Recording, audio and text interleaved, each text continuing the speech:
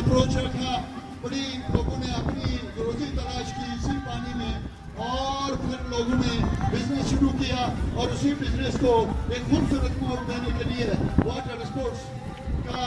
की एक रिवायत बढ़ गई, जो अब आपके सामने बहुत जबरदस्त अंदाज में आप देखेंगे,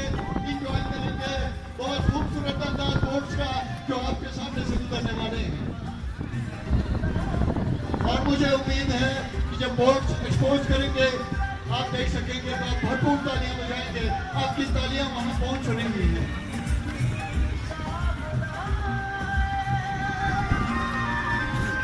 पाकिस्तान का खूबसूरत परचम हर बोर्ड के ऊपर लहरा रहा है और इस बात की गवाही दे रहा है कि हम किसी से कम नहीं।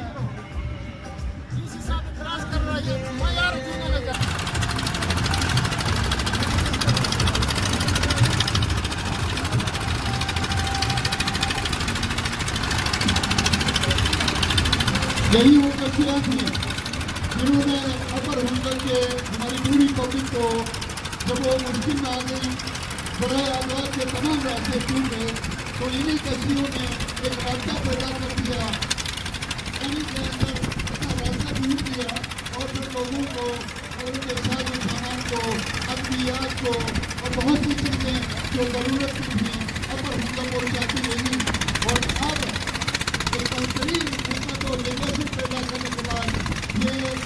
इस स्पोर्ट्स में शामिल स्पोर्ट्स आपके सामने से आपकी भरपूर तालियां इनके लिए बहुत